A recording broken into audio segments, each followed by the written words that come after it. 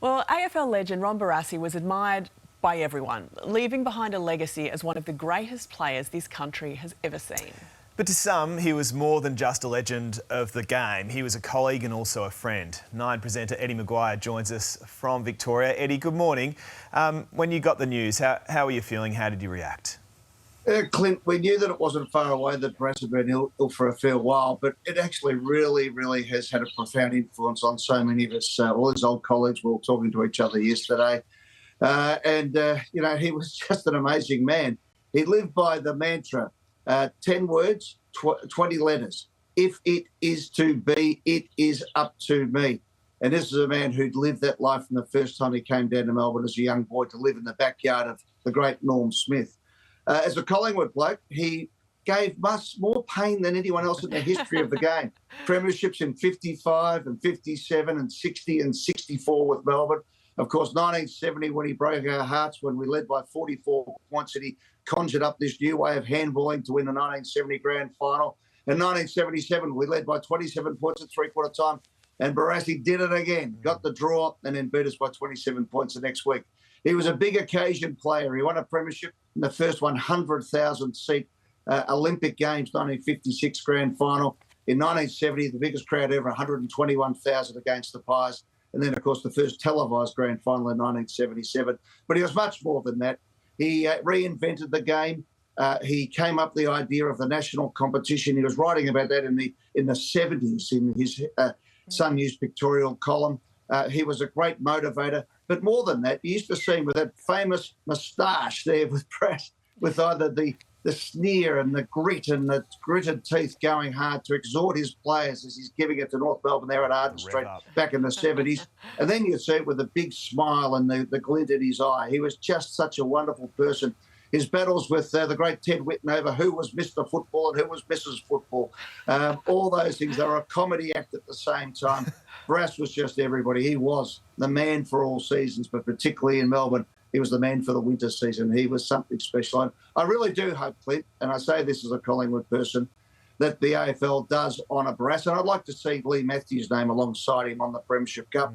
If not, I hope the Melbourne Cricket Club realise that this man helped build the MCG and maybe he should have the members stand and warning on the outer side in the Great Southern Stand or even a street on the way to the MCG because as he used to sign with a flourish with his signature, 10-4-17. 10 premierships, 4 clubs, 17 grand finals, and you wouldn't believe it, it adds up to 31, his famous number. And you're not going to believe this. I'm sitting at someone said, look at this, just turn this around. Sorry, have a look what's just walked up.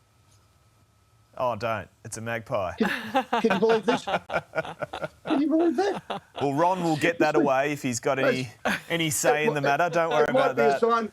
It might be a sign from Barassi. 10 magpies have just landed here behind me. Can you look at this? I can't believe it.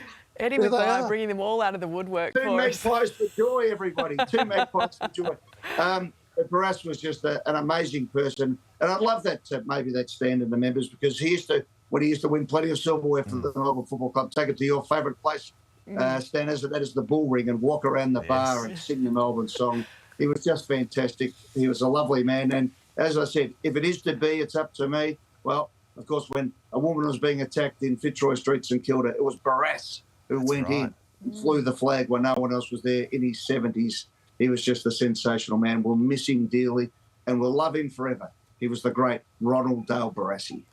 I mean, Eddie, so much is being said this morning about what a legend he was on the field. You talk about the grand finals and the premierships and all of that. But what about the man he was off the field? You've touched on that. Who was Ron Barassi? Well, Jane, I'll tell you, I first met Ron when I was personally when I was about, I don't know, 16 or 17 and, worked with him through the years. In fact, he used to work with us at Channel 10 when I was a cadet. I was 18 years of age. We were playing a footy match, Channel 10 versus Grundy's, believe it or not. Grundy's Channel 9. And Barassi turned up to play. Now, Barassi, he'd done it all in footy. He came out because he just wanted to share. And so we ran out with Ronald Dale Barassi and we loved it. At the end of the game, He thought somebody had knocked off his wallet. He found it on his kitchen table the next day, of course, which was very Barassi as well. But I tell you what he used to do. He used to exhort the players he believed had the great skill. He used to say to them, "You've got that from the genes of your parents. Now you've got to actually do some work to be the best you possibly can." He used to terrorise Malcolm Blight.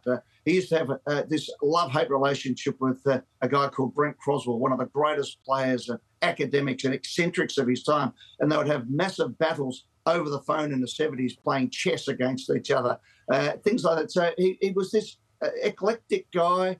As I often say in introducing Ron in the past, Ron Barassi was the only person who didn't realise how big Ron Barassi was.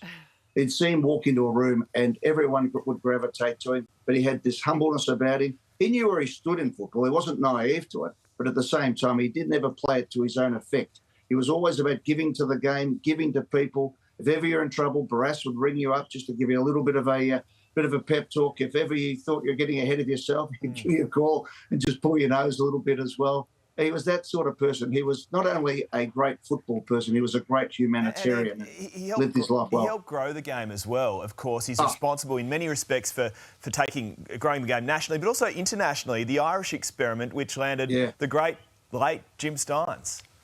Well, it all started, he actually played in the first Galar games against Australia versus Ireland that the great Harry Beitzel put together. And he famously had his nose broken by a New York cop in a game between the Australian team and the Irish-American New York police force. Imagine what that was like. And Barassi got clobbered, got his nose broken. And years later, they kept in contact and they flew the American police officer out to Australia for a grand final. He was involved. What I loved about Barassi was he was the superstar at Melbourne. You know, the humble beginnings, living in Norm Smith's backyard, all that type of thing. Built this dynasty at Melbourne when they were just kings of football.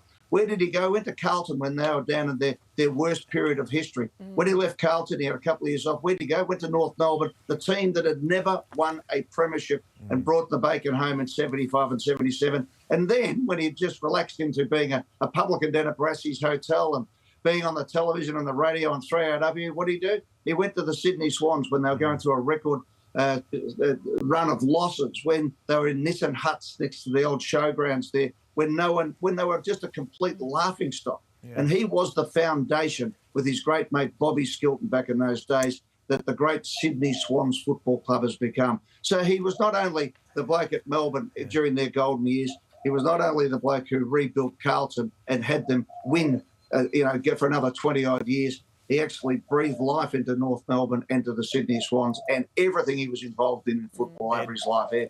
Just an amazing man. Very much the godfather of Australian rules football. Thanks so much for your beautiful tributes this morning.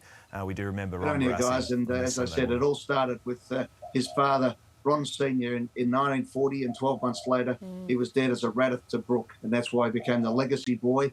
And he was the boy who was brought up by the village of football. We love you, Ron. We'll never forget you. It's a beautiful tribute. Eddie McGuire, they're live from Melbourne. Thank you. Hey there, Today fans. Sarah and...